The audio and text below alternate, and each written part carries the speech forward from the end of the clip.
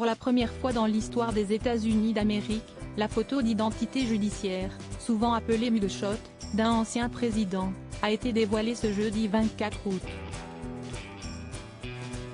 Il s'agit de celle de Donald Trump, placé en état d'arrestation à Atlanta pour les pressions électorales dont il se serait rendu coupable lors de la présidentielle de 2020. La photo a déjà fait le tour du monde. Ce jeudi 24 août, Donald Trump a été placé en état d'arrestation par les autorités d'Atlanta, pour avoir tenté de renverser le résultat de la présidentielle de 2020, dans l'État de Géorgie, en faisant pression sur des responsables du scrutin. Des accusations dont l'ancien président se défend, dénonçant notamment une chasse aux sorcières. Pourquoi ne m'ont-ils pas inculpé il y a 2 ans et demi ?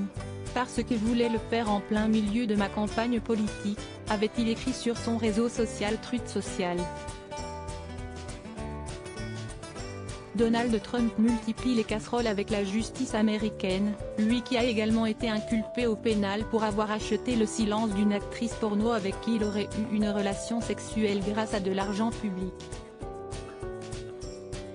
Le mari de Melania Trump, qui avait jusqu'au 25 août pour se présenter aux autorités de Géorgie, s'est donc rendu dans la prison du comté de Fulton, à Atlanta, où il a dû se soumettre à l'exercice du mugshot, dans le cadre de son placement en état d'arrestation.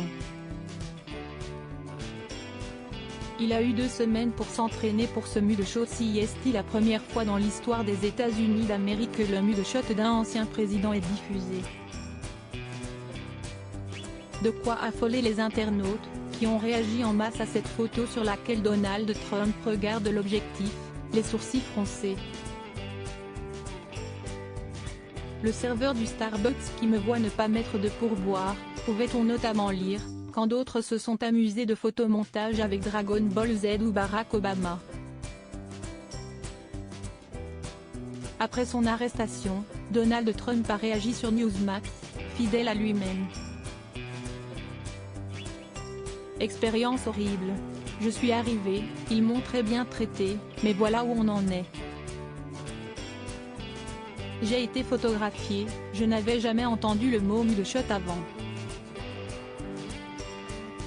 Ils ne m'ont pas appris ça à la Wharton School of Finance, a-t-il déclaré.